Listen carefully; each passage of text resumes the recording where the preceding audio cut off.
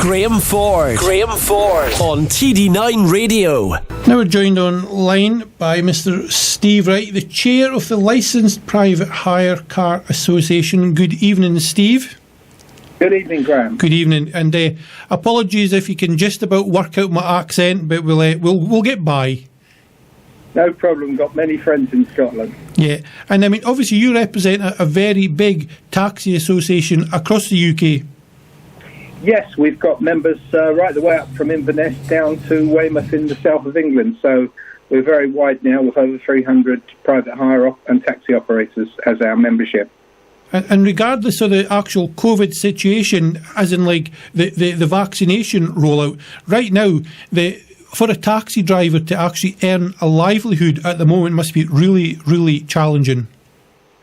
It's very difficult. They're in a situation where they're in close proximity to people, and there is no petitioning as in the schools and in various other places like supermarkets.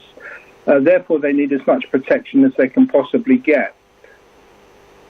And you guys at the moment, most of your members will be self-employed, so there's no real sort of safety net, is there?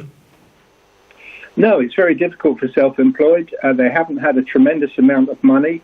There's been billions passed into the bus industry and into various local authorities, but the money isn't really trickling down to the taxi and private hire drivers, unfortunately. Yeah, and without a taxi driver, without the private hire drivers, the nurses, the doctors, all the other essential workers can't get to their job. Absolutely. We even take the scientists to AstraZeneca in our vehicles. So we do a very critical job. Ambulance services we support, the teachers, the education, the special needs, the disabled. So we really are a critical part of the infrastructure for keeping the country going.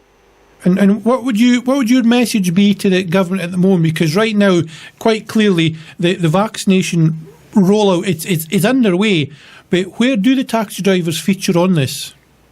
Well, they don't feature anywhere, and to a degree, we're not particularly bothered currently, because quite rightly, they have to do the priority of the health service, of the care homes, and of critical people that are actually interfacing with COVID passengers, not passengers, but COVID people that are at risk. We accept that, we accept the elderly, but what we are saying is we need to be a very, very high priority as soon as the real highest priority people have been done. Yeah, and I think that's the message you guys are putting out. It's no like you're trying to get to the front of the queue, but you feel you should be further up the queue as you are at the moment. Yes, absolutely, because there's not been a great deal of help. The buses have had plastic shields subsidised, and some councils have done something, but really there's been nothing decided by government in 9 months. That's meant that, sadly, taxi and private hire drivers are right there at the top in second place for deaths, and that's a really sad fact. Yeah, and reading your the information there about the mortality rates around taxi drivers, from you being the chairman, that must be so harrowing. Well, it's very difficult because I have to talk to members who've lost drivers, and sadly, somebody I've known for many, many years in the industry passed away with COVID. These people are getting this COVID because they're actually working to support the health service, to support the key transportation that we need to do. We do get train crews in because of 24 hours a day service. We are the way they need to get to work if they haven't got their own transport. And without the taxi drivers being vaccinated, of course, that then puts at risk the passengers they're ferrying about. Yes, to a degree. There is, of course, the masks and what have you, and the industry is making a great effort to clean down the vehicles, to spray them each evening and what have you. But really, in spite of all efforts, we really do need to have the vaccine priority as and when the people at the top of the tree are done. That's what we're saying. You know, there is a mortality rate, there is a risk, and we do interface with the public, so we don't want to become spreaders of the disease, and we certainly don't want any more fatalities. And if you're putting out a message to Matt Hancock and his friends at the government, what would you say, Steve? Well, I've made it quite clear to them that, at the end of my, more or less what I've told you, that really we need to be high priority.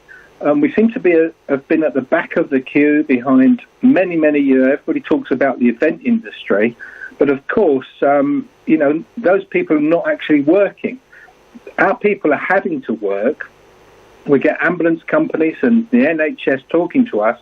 Can you provide backup? Can you get the people to work? Well, yes, we can, but we need the maximum protection for obvious reasons. Yeah, you wouldn't send a nurse or a doctor on the front line without their PPE. So for you guys, it's very much the same. Yes, absolutely. We have got some PPE, and that's trickling through. But many drivers have had to provide it at their own cost at a time when much of the work isn't around. So what we're saying, to return to normality, and obviously that will happen, we need to be up there at the top of the list after the priority people getting the vaccination in for taxi and PHV drivers, because we are a priority at-risk group. That's fantastic, Stephen. We wish you all the best with your campaign. We'll put this interview up on our Facebook page. We'll send this interview to yourself, Steve, so you can pass this around your colleagues, and wish you all the best with this campaign. Thanks, Graham, and thanks very much for contacting us. Yeah, and thanks for your time, Steve. All the best. You're welcome.